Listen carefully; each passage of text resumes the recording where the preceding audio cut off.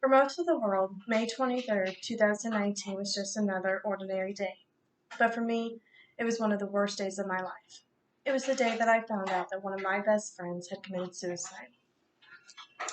As earth-shattering as that day was for me, it was nothing compared to what his children, wife, and family members were going through. My name is Kimberly Harkey, and today I am going to inform you about suicide and some of the effects that it has on the loved ones and family members left behind. Suicide is the act or instance of taking one's own life voluntarily and intentionally, according to Webster's Dictionary. Suicide is the 10th leading cause of death in the United States. According to the Center for Disease Control's website and Save.org, every day approximately 123 Americans die by suicide. That comes out to around 44,965 Americans to die by suicide each year. Additionally, according to the CDC's website, of those suicides by the male population are 4 times higher than the female population per year. Now, these are astounding numbers, and it usually leaves me asking why. Why is suicide on the rise? Suicide does not discriminate. People of all ages, genders, and ethnicities can be at risk. And although there is no leading cause to suicide, there are several risk factors that can lead someone to commit suicide. The 4 most common risk factors include substance abuse, mental health disorder, a family history of suicidal behaviors, and environmental or situational stressors. Now we're going to take a look at each of these risk factors individually. Mental health disorders exist frequently throughout the United States, according to Save.org. About 1 in 5 adults suffer from a diagnosable mental health disorder in a given year. There are many types of mental health disorders, but I'm going to name a few. Depression. Research shows that there is a strong link between suicide and depression. A diagnosis of depression elevates a person's risk factor for suicide. Depression is the leading risk factor for suicidal thoughts. Bipolar disorder, also known as manic depressive illness, is a brain disorder that causes unusual shifts in mood, energy, activity levels, and the ability to carry on day-to-day tasks. PTSD, post-traumatic stress disorder, happens when an individual goes through a horrifying experience that involves physical harm or the threat of physical harm and is a common mental health disorder. And finally, schizophrenia. Schizophrenia distorts the way a person thinks, acts, perceives reality, expresses emotion, and relates to others. Substance abuse is our second risk factor for suicide. Substance abuse commonly co-occurs with several mental health disorders. People with mental health disorders are more likely to use alcohol or other drugs, and some of them use the substances to self-medicate for their symptoms of their mental health disorder. People with substance use disorders may experience hopelessness and suicidal thoughts.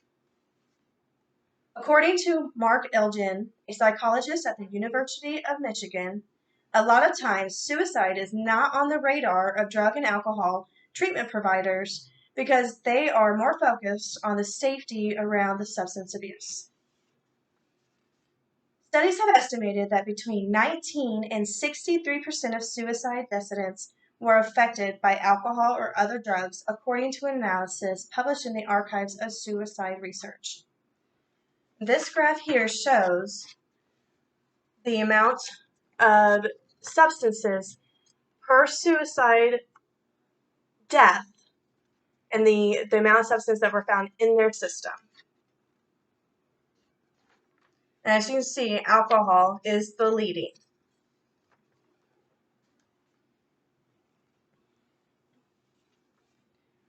In 2013, researchers from the CDC determined that suicides accounted for 66% of violent deaths. About 18% were known to have problems with alcohol, and about 16% had problems with other substances. The third risk factor for suicides is a family history of suicidal behavior.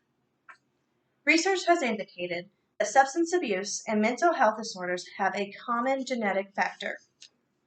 Similarly, a family history of suicide increases the risk of a person attempting and completing suicide. If you've had a loved one who's died by suicide, that increases your risk factor for engaging in suicidal behaviors. The final risk factor I wanted to mention today is situational or environmental stressors. These stressors can be financial issues, relationship issues, housing issues, employment issues, or any stress that you may have day to day that some people just cannot handle. A suicide is hard on anyone that knew the deceased. However, it is so much worse for the family. Some effects a suicide has on the survivors can cause long-term issues. Some of the most common effects a suicide has on the family members of the deceased include feelings of guilt, blame, anger, shock, questioning, detachment or isolation, substance use, and mental and physical health-related issues. I myself have gone through many of these emotions several times over this past year after losing my friend.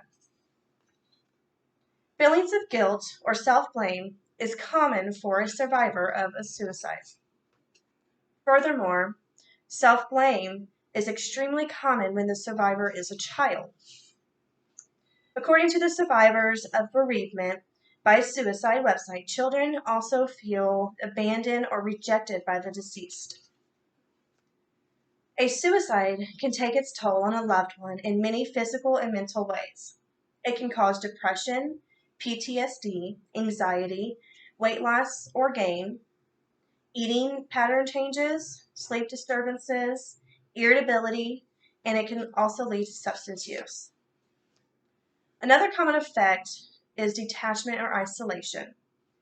There is a stigma behind suicide. So the family members are often hesitant to share their experience or their story or their grief, so they are often left going through it alone. The deceased may be criticized for committing a sin, so the family may keep the details of the death secret to save the deceased's reputation. Suicide is a very taboo topic that most people avoid talking about. I chose to discuss this matter to let people know that there is hope. There are many resources available for people considering suicide, as well as resources for survivors of suicide. Some resources include the National Suicide Prevention Lifeline, the Compass Health Crisis Line, the AAS Support Group, the American Foundation for Suicide Prevention, and 911. In conclusion, I have identified some common risk factors for suicide, as well as the effects a suicide has on the family and loved ones, and the resources available to help someone considering suicide. Please know, suicide is preventable, as long as we are able to identify the signs and know where to go to get the help. If you know anyone who is considering suicide or may be making offhanded jokes, please take it seriously and get them the help they need. You will regret it if you do nothing.